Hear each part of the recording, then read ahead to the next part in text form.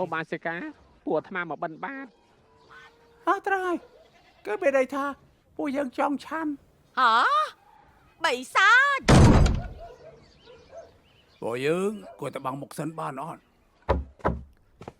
ដណាគីអូបាសិកាពួកយើងមកបិណ្ឌចៅបាតប្លន់អូមកចាប់ចោលប្លន់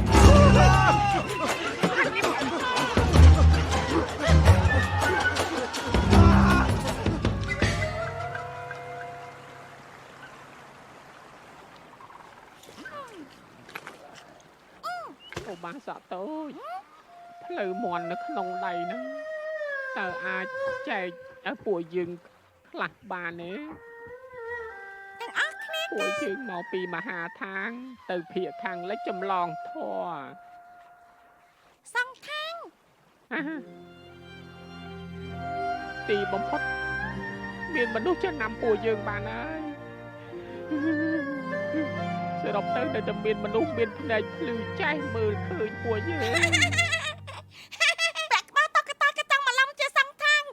កំបោកក្មេង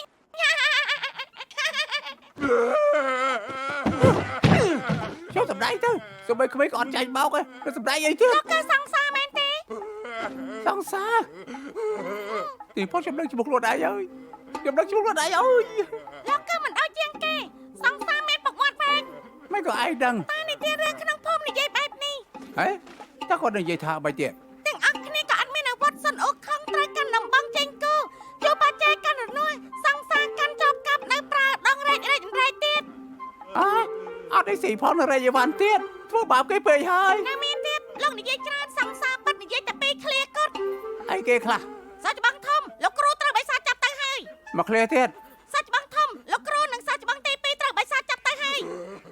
ខ្ញុំមិនចង់ធ្វើសង្សារទេ នៅមានលោកទៀតសិនអូខំមិននឹងអាចយំនោះលោកជាតួឯកគឺខ្លាំងបំផុតមហាទេពស្មើមេឃវាយបិសាចប៉ឹងលើលោកហើយកូនប្រុសញ៉ាំបាយទៅហើយ ឈប់សិន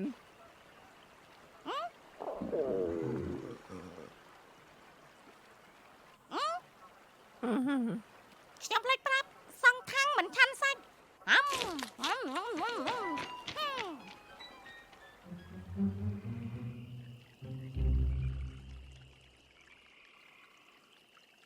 ប្រឡងចូលអង្គស្ដេច3ឆ្នាំមិនជាប់ពឹងតំណែងតំណងក៏មិនកើត